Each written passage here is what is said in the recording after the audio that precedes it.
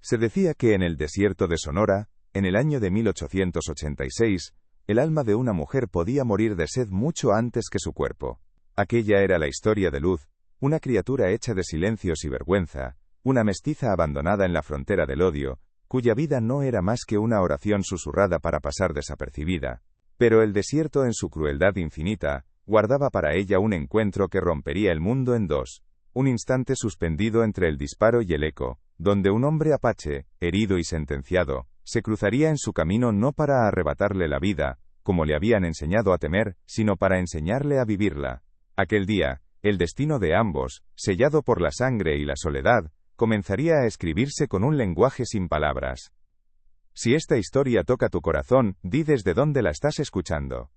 Ella era un fantasma entre los muros de adobe del presidio. Luz, un nombre que contradecía la sombra en la que habitaba. Hija de nadie, o peor, hija de todos los odios, un soldado español sin rostro, y una mujer indígena de una tribu borrada del mapa.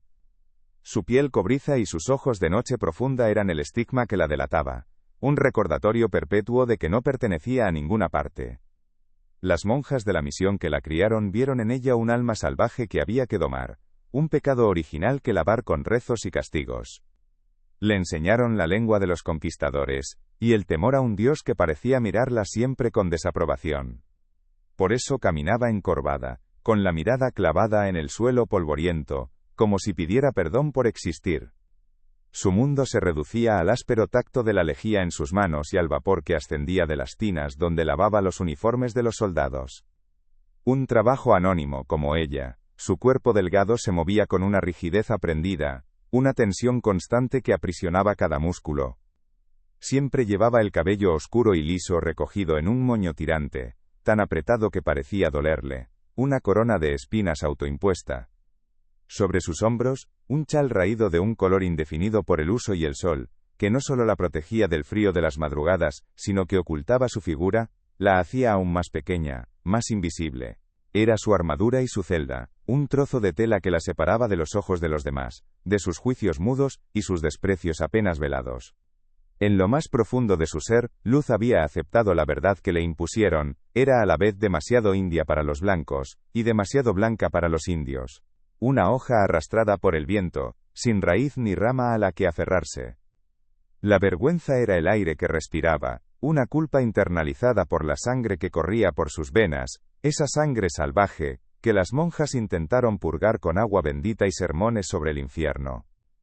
Su única fe residía en la obediencia ciega, en la sumisión como estrategia de supervivencia. Creía, con la devoción de los desamparados, que si lograba ser lo suficientemente silenciosa, lo suficientemente insignificante, quizás Dios y los hombres se olvidarían de ella y la dejarían en paz. Una paz que se parecía demasiado a la nada. El presidio era un purgatorio bajo un sol implacable. Un puñado de edificios de adobe carcomidos, rodeados por un muro bajo que no ofrecía protección, solo la ilusión de un orden en mitad del caos. Era el final de las guerras apaches, y el aire olía a pólvora, a sudor rancio y a un odio racial que se podía masticar. Los soldados, hastiados y crueles, pasaban los días bebiendo y esperando una orden que nunca llegaba, descargando su frustración en los sirvientes, y en cualquier indígena que cayera en sus manos. Era un microcosmos de la violencia que asolaba aquellas tierras, una frontera olvidada por Dios, donde la vida humana valía menos que una bala. Un mundo de hombres duros para una tierra aún más dura, que aplastaba el espíritu con su inmensidad y su silencio. El paisaje mismo era un carcelero. El desierto de Sonora se extendía hasta el infinito, una extensión de belleza brutal y despiadada. Cañones silenciosos que guardaban ecos de batallas antiguas, cielos tan vastos que hacían sentir a cualquiera una mota de polvo insignificante, y una soledad que se metía en los huesos. El viento arrastraba la arena como un lamento constante, cubriéndolo todo con una fina capa ocre. Para Luz, este entorno era el reflejo de su propia alma, árido, aislado y sediento. Cada amanecer teñía las rocas de colores sangrientos, y cada atardecer traía consigo una oscuridad profunda y amenazante, poblada por los demonios de las historias que le contaban en la misión. El desierto no ofrecía consuelo, solo la certeza de la propia fragilidad. La comunidad del presidio era una jaula de miradas. Las mujeres de los oficiales la observaban con una mezcla de piedad y desdén, susurrando a su paso. Los soldados la veían como un objeto exótico y disponible, una india domesticada a la que se podía tomar sin consecuencias.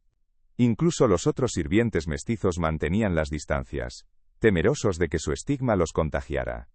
El silencio en el presidio no era paz, era un juicio colectivo y perpetuo. Cada gesto era medido, cada palabra pesada. La capilla, con sus velas parpadeantes y su olor a incienso, ofrecía un refugio hipócrita, un lugar donde se rezaba por la salvación mientras se practicaba la más cruel de las condenas sociales. Luz se movía por este mundo como un espectro, aprendiendo a no hacer ruido, a no tropezar, a no existir. La rutina se rompió una tarde, bajo un cielo del color del cobre. Luz había salido del presidio para recoger hierbas medicinales junto a un arroyo seco, una de las pocas tareas que le concedían un respiro, un instante de soledad sin testigos. El silencio del desierto era casi absoluto, roto solo por el zumbido de los insectos. De repente, el aire se rasgó con el estruendo de los disparos. Un sonido cercano, brutal. Gritos de hombres, relinchos de caballos. Una pequeña partida de apaches atacaba un convoy de suministros. El pánico, un animal helado, se apoderó de ella. Sin pensar, corrió en dirección opuesta adentrándose en el laberinto de rocas y cañones que tanto temía, huyendo del diablo conocido para caer en las garras de lo desconocido. Corrió hasta que sus pulmones ardieron y sus piernas se negaron a obedecer. El sol comenzó a descender, pintando el cielo con tonos violetas y anaranjados, pero la belleza del crepúsculo solo acentuaba su terror. Estaba perdida. Sola, sin agua, con la noche cayendo como un sudario sobre el desierto. La habían educado para temer a los bárbaros, a los salvajes sin alma que acechaban en la oscuridad. Se acurrucó tras una roca, temblando, convencida de que su final había llegado, que moriría allí, devorada por las bestias o por los fantasmas de su sangre. El miedo era tan intenso, que se convirtió en una extraña calma, una resignación absoluta. Su vida entera, una huida constante, terminaba con ella huyendo de sí misma en la inmensidad.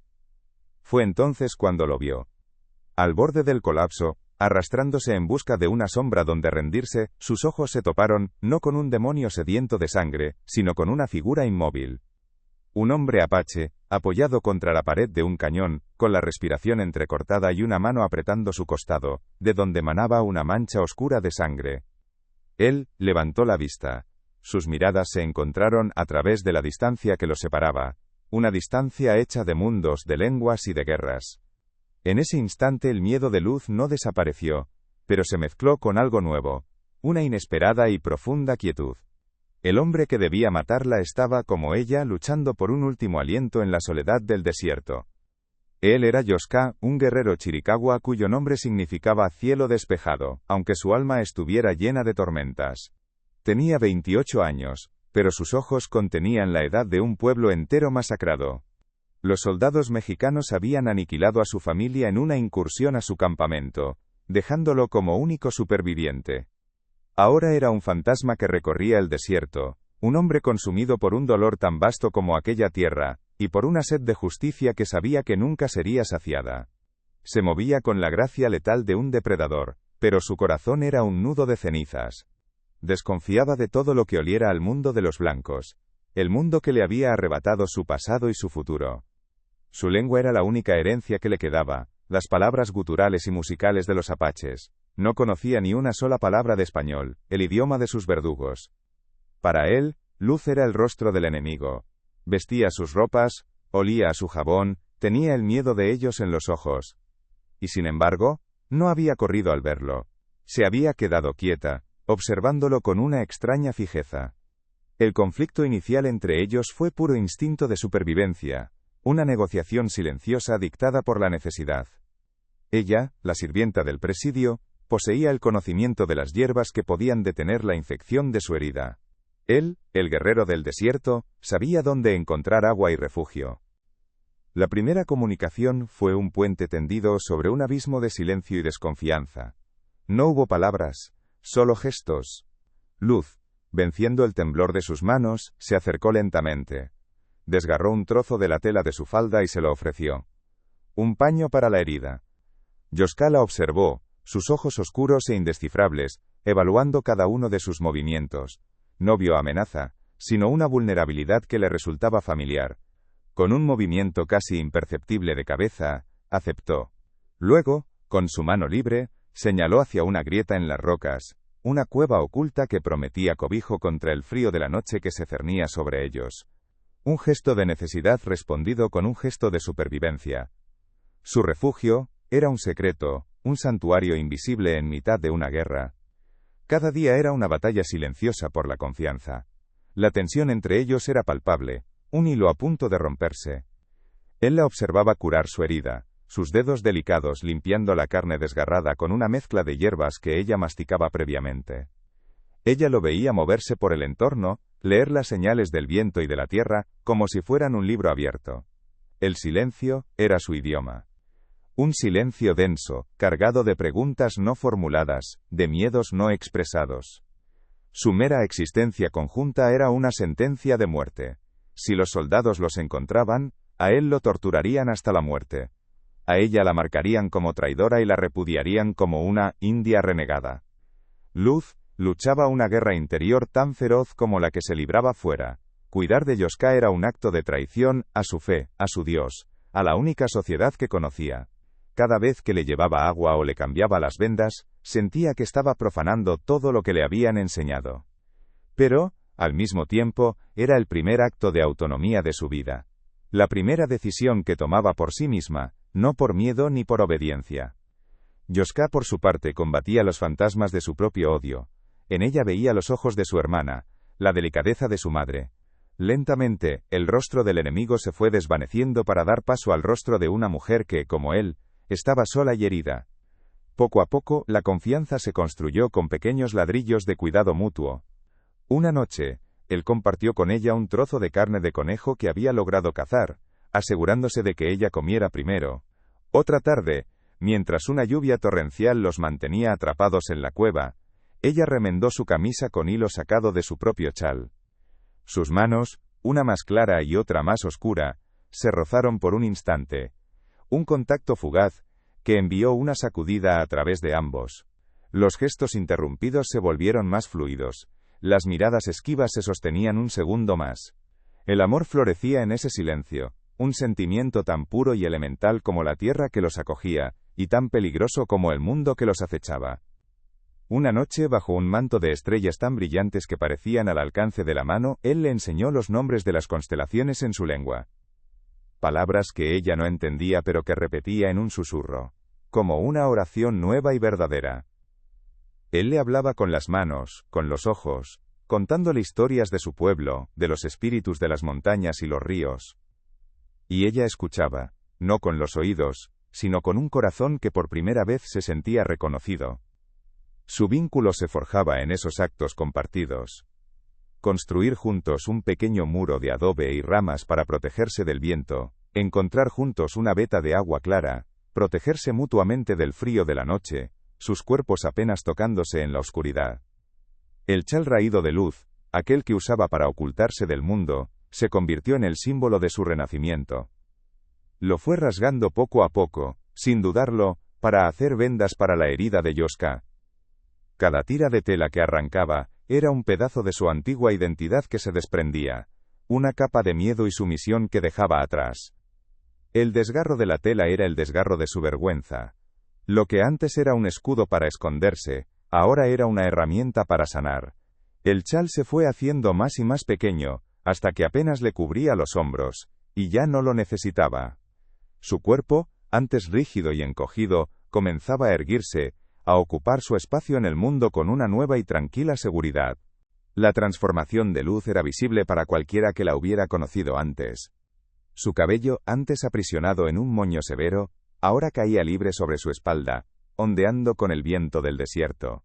Su piel, tostada por el sol, había adquirido un brillo saludable, pero el cambio más profundo estaba en su mirada. Aquellos ojos que siempre rehuían el contacto, que vivían clavados en el suelo, ahora miraban de frente, con una fuerza serena, y una claridad que nunca había poseído. Aprendió a leer el lenguaje del desierto, a encontrar agua, a reconocer las plantas comestibles, a moverse en silencio. La naturaleza que le enseñaron a temer, se había convertido en su hogar y su maestra, de olvidada, se había vuelto esencial. Yoska también se transformaba a su lado.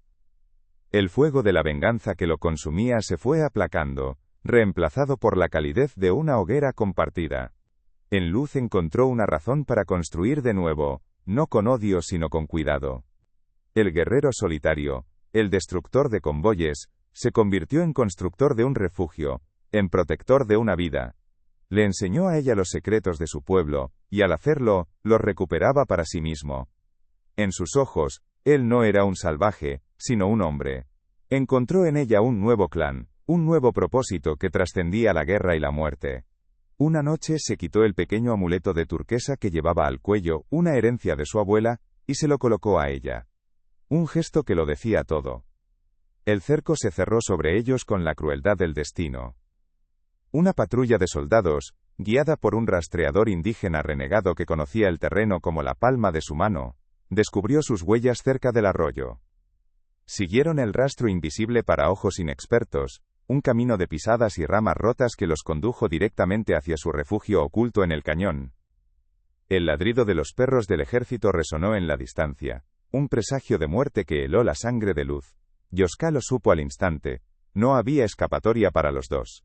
Miró el rostro de ella, iluminado por la luz del amanecer, y vio en él el único hogar que le quedaba.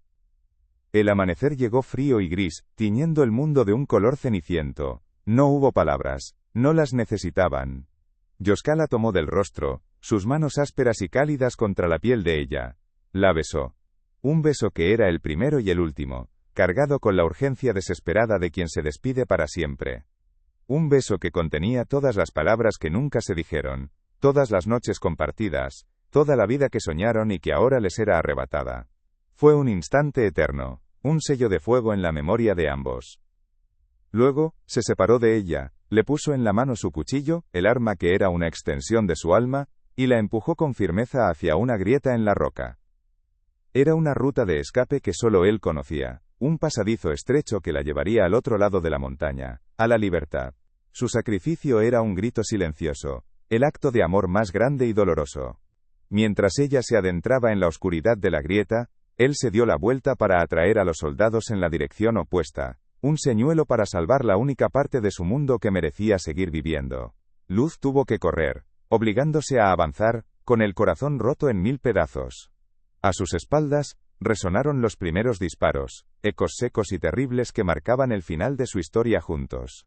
Cada detonación era un latigazo en su alma, pero siguió corriendo, por él, por los dos. Luz sobrevivió. Salió al otro lado de la montaña, y no se detuvo hasta que el sonido de la guerra fue solo un zumbido en sus oídos. Pero la mujer que emergió de aquella grieta ya no era la misma. La sirvienta sumisa y avergonzada había muerto en aquel cañón, junto al hombre que le enseñó a vivir. Ahora caminaba erguida, con la mirada fija en el horizonte, no en el suelo. Llevaba el cuchillo de él en su cinto, y el amuleto de turquesa contra su piel. Ya no hablaba solo la lengua de los blancos, en su corazón resonaban las palabras apaches para las estrellas, para el viento, para el amor. Se había convertido en la portadora de su memoria, la guardiana de su espíritu. La libertad que encontró no fue la del perdón de la sociedad que la había repudiado, sino una libertad interior, mucho más profunda e inquebrantable. El sistema opresor, con sus soldados y sus reglas, había logrado matarlo a él, pero no había podido destruir lo que construyeron. Su hogar no estaba hecho de adobe y ramas, sino de dos almas que se encontraron en el desamparo, y se reconocieron como iguales. La justicia poética de su historia no residía en un final feliz, sino en la pervivencia de su unión más allá de la muerte. Su amor había trascendido la lengua, la raza y el odio, y en la supervivencia de ella, ese amor se volvía eterno. Llegó a tierras lejanas donde nadie conocía su pasado. Encontró un lugar tranquilo junto a un río, y allí cada atardecer, realizaba un pequeño ritual que él le había enseñado, una forma de dar las gracias a la tierra. Con sus manos, ahora fuertes y seguras, construía una nueva vida, no para olvidar, sino para honrar. Llevaba consigo el mundo de Yoska, y en su libertad, él también era libre. A veces, todo lo que un alma necesita es una historia como esta. Si lo sientes, compártela con quien deba escucharla. Su recuerdo no era una carga, sino un ancla, La cicatriz que ella había curado en el costado de él, se había transferido a su propia alma, no como una herida, sino como el mapa de su transformación. Se convirtió en una mujer que hablaba poco, pero cuya presencia irradiaba una fuerza silenciosa. Ya no buscaba la invisibilidad, pues había aprendido que su existencia era valiosa. Años más tarde, se sentaba a la orilla del río y miraba las estrellas, nombrando en silencio las constelaciones en una lengua que el mundo intentaba extinguir. Una lágrima solitaria recorría a veces su mejilla, no de tristeza, sino de una gratitud inmensa y serena. ¿Y tú, habrías tenido el valor de amar a quien todos rechazaban?